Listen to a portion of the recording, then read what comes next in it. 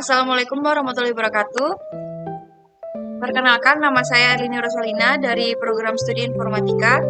Pada kesempatan kali ini, saya akan mempresentasikan materi tentang membangun model clustering yang merupakan bagian dari tugas mata kuliah Sains Data. Pada presentasi ini, saya akan menjelaskan mulai dari pengertian clustering, algoritma Cummins, hierarki clustering, hingga DBSCAN, beserta contoh implementasinya menggunakan Python dan RapidMiner. Pertama, di sini saya akan menjelaskan pengertian clustering. Apa itu clustering? Clustering adalah salah satu teknik dalam unsupervised learning yang bertujuan untuk mengelompokkan data berdasarkan tingkat kesamaan tertentu. Artinya, data yang mirip akan dikelompokkan dalam satu cluster yang sama, sedangkan yang berbeda akan masuk ke dalam cluster lain. Tujuan utama clustering adalah menemukan pola tersembunyi atau struktur alami yang ada dalam data. Lanjut, kita ada di algoritma Cummins. Saya menjelaskan sedikit. Cummins itu merupakan algoritma clustering yang berbasis partisi yang populer. Algoritma ini mencoba membagi data menjadi sejumlah cluster yang telah ditentukan sebelumnya. Euclidean distance, ilustrasi perhitungan jarak, dapat dilihat pada gambar 4 berikut.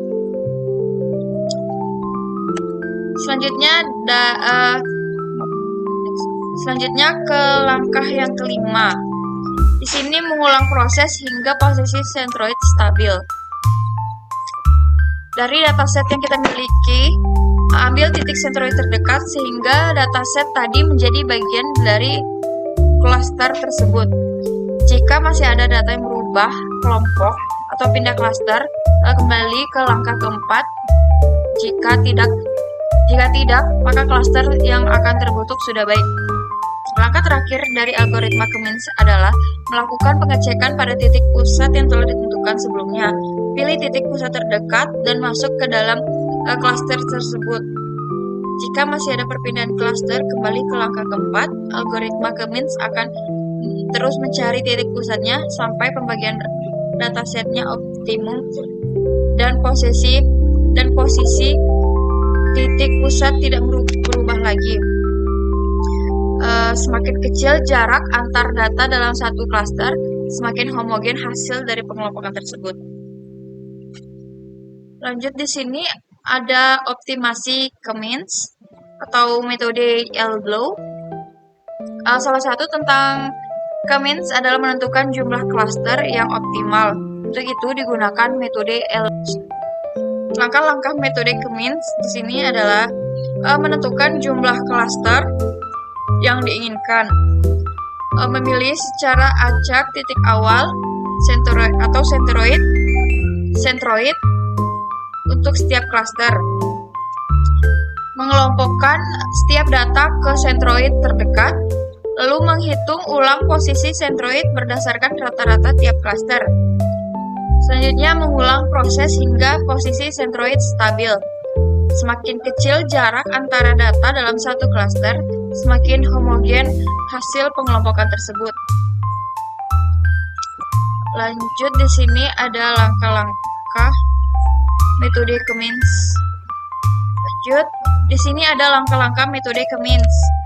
Yang pertama itu ada memilih jumlah cluster yang diinginkan.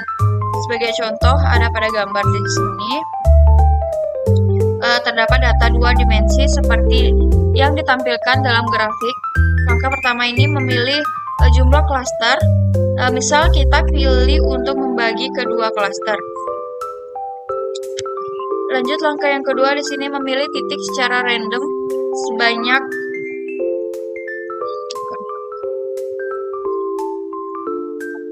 Lanjut ke langkah yang kedua, di sini memilih secara acak titik awal centroid untuk setiap cluster. Langkah kedua ini menentukan titik-titik pusat, di mana dalam satu cluster terdapat satu titik pusat atau yang disebut dengan centroid. Penentuan ini awal posisi titik pusat ini bebas karena nantinya algoritma Cummins akan merubah posisi tiap titik hingga dicapai solusi paling optimal. Pada gambar 2 ini, titik merah mewakili pusat dari klaster 1 dan biru untuk klaster 2. Dengan demikian, maka masing-masing data point akan memilih titik pusat atau sentroid yang paling dekat. Jika sudah dipilih, maka data point tersebut akan menjadi bagian dari klasternya. Lanjut ke langkah yang ketiga. Di sini mengelompokkan setiap data ke sentroid terdekat.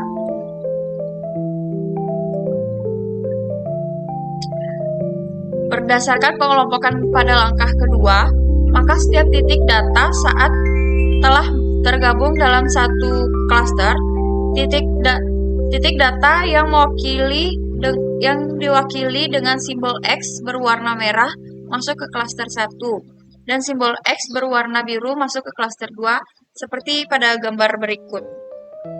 Di sini gambarnya bisa dilihat. Lanjut ke langkah yang ketiga. Yang keempat, sorry. Lanjut ke langkah yang keempat, mengelompokkan setiap data ke sentroid. Yang keempat, menghitung ulang posisi sentroid berdasarkan rata-rata tiap klaster. Di sini langkah keempat melakukan penghitungan sesuai algoritma Cummins, yaitu mencari posisi titik pusat yang paling sesuai untuk setiap klasternya. Berdasarkan perhitungan jarak terdekat, perhitungan jarak masing-masing titik data ke pusat klaster dapat menggunakan metode elbow, yaitu dengan menghitung nilai WCSS atau within cluster sum of square untuk berbagi nilai K. Ketika penurunan nilai WCSS mulai melambat dan membentuk siku pada grafik, disitulah jumlah K yang paling optimal.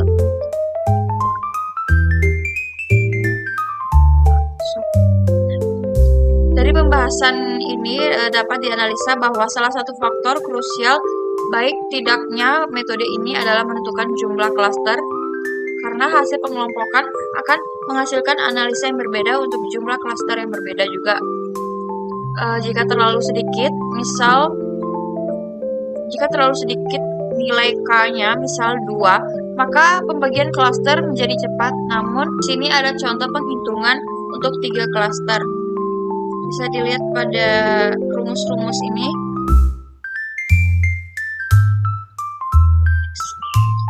Bisa dilihat pada contoh penghitungan untuk 3 klaster.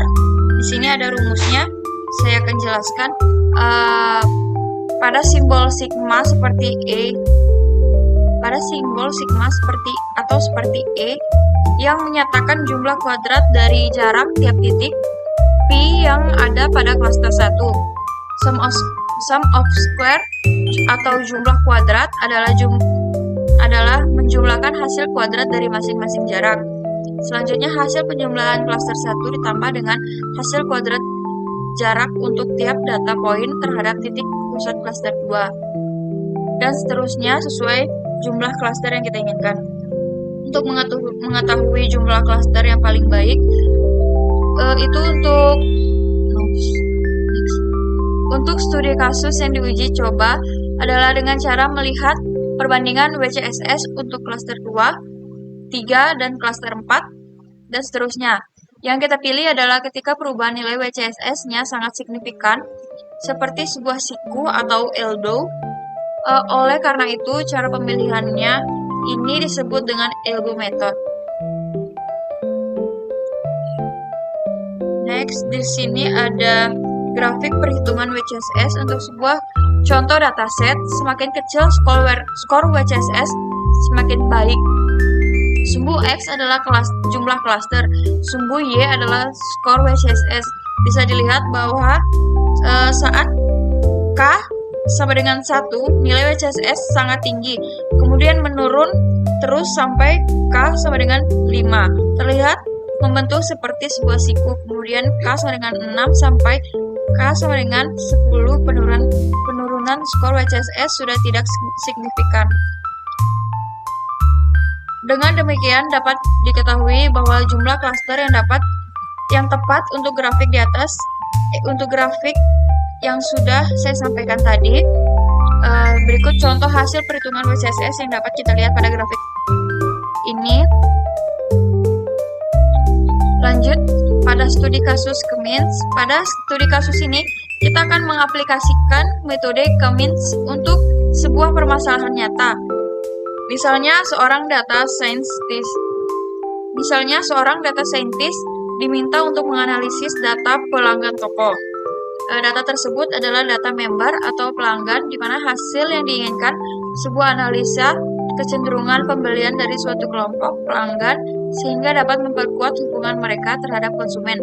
Misal untuk penguatan marketing strategi penawaran yang tepat dan sebagainya.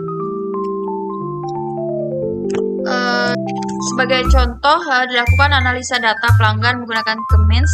Data pelanggan diolah untuk menemukan kelompok pelanggan dengan karakteristik pembelian yang mirip. Hasilnya dapat digunakan untuk strategi pemasaran yang lebih efektif.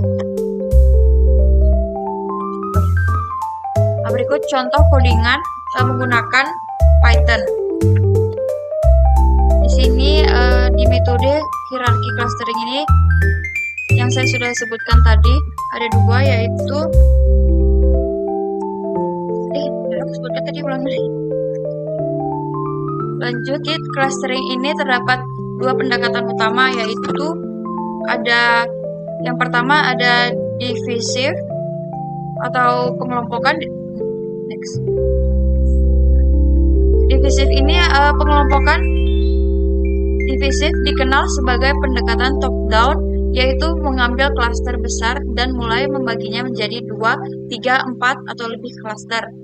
Dan metode yang kedua itu ada aglomeratif ya. Next. Dan yang kedua itu ada aglomeratif, yaitu pengelompokan aglomeratif dikenal dengan pendekatan bottom up, yaitu pengelompokan dimulai dari klaster kecil menuju klaster besar. Di sini kita bisa lihat pada gambarnya. Di sini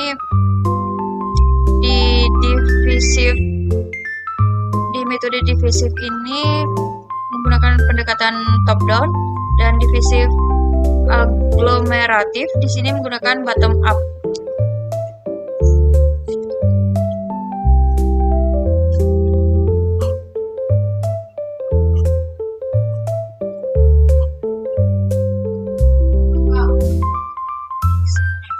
Lanjut ke langkah-langkah metode hierarki clustering dengan aglomeratif.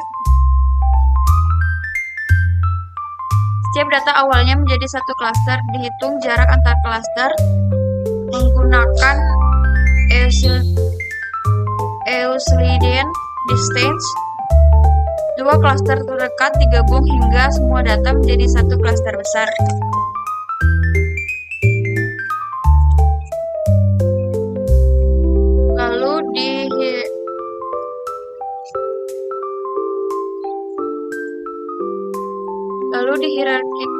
Lalu di sini ada ilustrasi dari langkah-langkah aglomeratif tersebut. Misalnya terdapat 6 data poin. Pada langkah pertama sudah jelas bahwa N adalah data sama dengan N cluster. Kita akan mendefinisikan jarak antara dua cluster sebagai jarak Euclidean terdekatnya. Ilustrasinya sebagai berikut.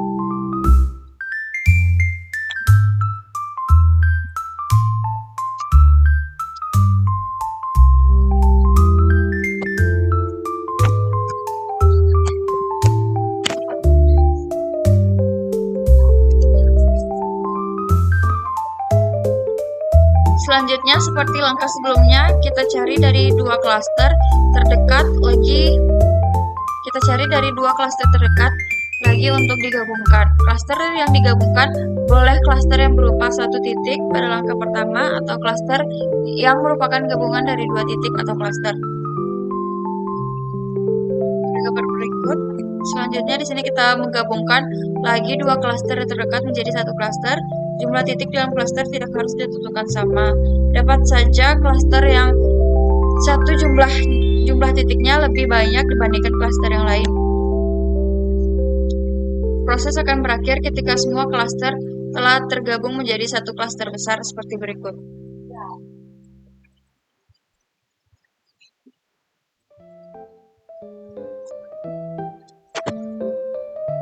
Next, ke slide berikutnya di sini ada optimasi hierarki clustering. Nah, dengan optimasi ini untuk menentukan jumlah klaster terbaik pada hierarki clustering digunakan dendrogram, yaitu grafik yang menunjukkan proses penggabungan klaster. Jumlah klaster optimal dapat dilihat dari panjang garis vertikal yang tidak terpotong oleh garis horizontal pada grafik dendrogram.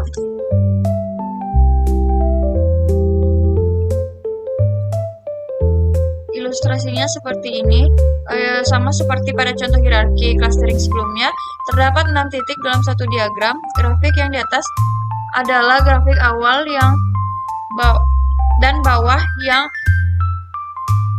dan yang bawah adalah grafik dendrogram. Yang kedua itu sama seperti ilustrasi pada hierarki clustering. Langkah pertama adalah menentukan 2 titik terdekat, kemudian menerjemahkan ke dalam diagram dendrogram. Yang ketiga itu mencari lagi 2 klaster terdekat untuk digabungkan menjadi ke satu klaster lagi. Tinggi diagram dendrogram berbeda-beda sesuai dengan hasil perhitungan Euclidean distance-nya.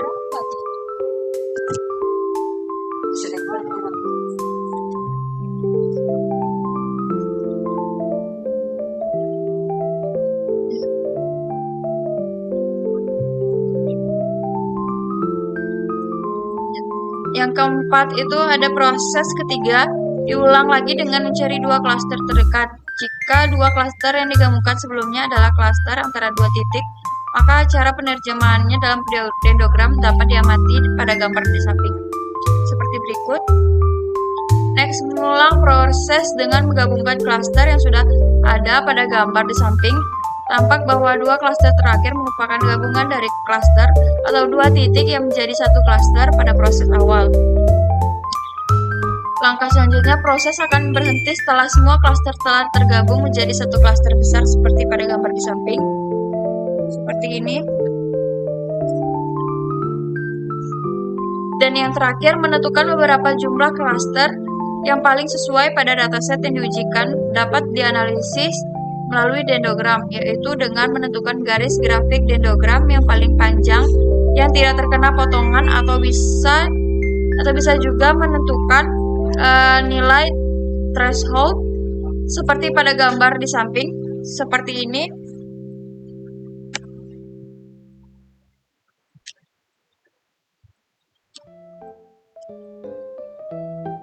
Pada studi kasus ini, kita bisa mengaplikasikan metode hierarki clustering ini untuk sebuah permasalahan nyata. Misalnya, seorang dua data science diminta untuk menganalisis data pelanggan toko.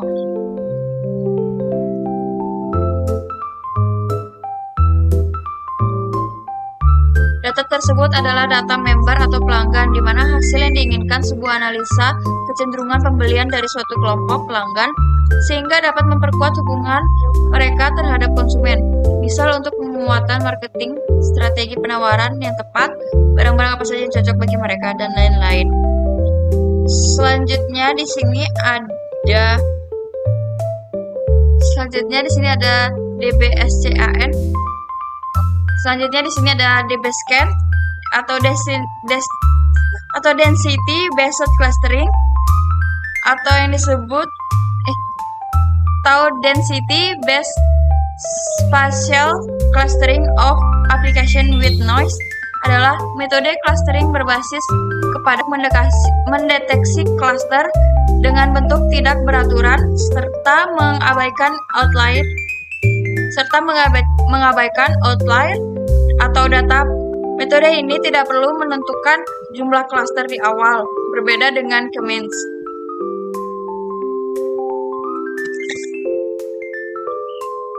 Selanjutnya di sini kesimpulannya, dari pembahasan ini dapat disimpulkan bahwa K-means cocok untuk data yang distribusi normal dan jumlah klaster diketahui. Sementara Sementara hierarki clustering berguna untuk analisis bertingkat dan visualisasi struktur data. DBSCAN unggul untuk data yang tidak beraturan dan mengandung outlier. Dengan memahami ketiga metode ini, kita dapat memilih algoritma yang paling tepat sesuai karakteristik data. Saja kita masuk ke dalam praktik. Saya akan menjelaskan sedikit tentang praktik yang sudah saya lakukan. Yang pertama di sini ada retrieve mall customer atau ambil data. Fungsinya adalah operator pertama ini bertugas mengambil dataset bernama mall customer dari repositori atau penyimpanan kita. Kemungkinan besar ini adalah data pengunjung mall yang berisi informasi seperti usia, pendapatan tahunan, dan skor pengeluaran. Selanjutnya di sini ada select atribut atau pilih atribut. Fungsinya operator ini digunakan untuk memfilter kolom mana saja yang mau dia pakai. Mengapa penting? Tidak semua data relevan untuk clustering. Biasanya data seperti customer ID atau nama dibuang karena tidak berguna untuk perhitungan matematika. Untuk perhitungan matematika pengelompokan. Yang diambil biasanya hanya data angka atau numerik seperti pendapatan dan pengeluaran. Selanjutnya yang ketiga di sini ada normalize. Selanjutnya yang ketiga di sini ada normalisasi data. Fungsinya di sini operator ini mengubah skala angka-angka di dalam data agar setara. Biasanya menjadi rentang O hingga 1 atau Z-score. Mengapa penting? Ini sangat krusial dalam clustering. Contoh, gaji memungkinkan angkanya jutaan, misalnya 5 juta, sedangkan umur angkanya puluhan, misalnya 25. Tanpa normalisasi, algoritma ini akan bias. Next. Tanpa normalisasi, algoritma ini akan bias dan hanya menganggap gaji itu penting, sedangkan umur dianggap remeh.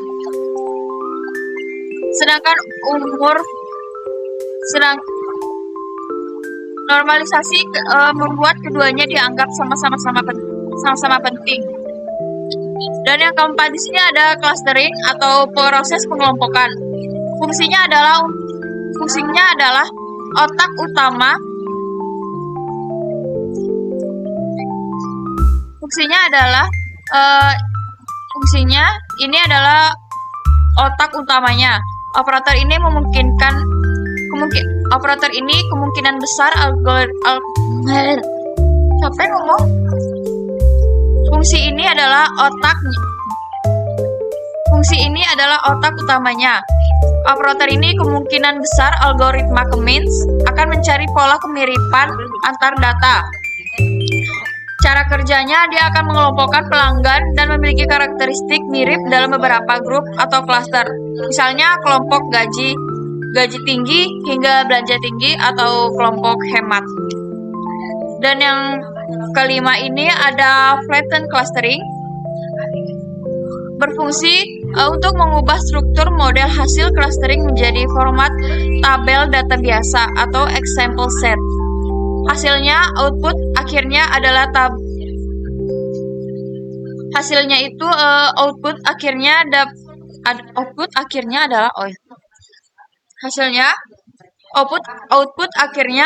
tabel data asli yang sudah ditambahkan satu kolom baru bernama cluster. Misalnya cluster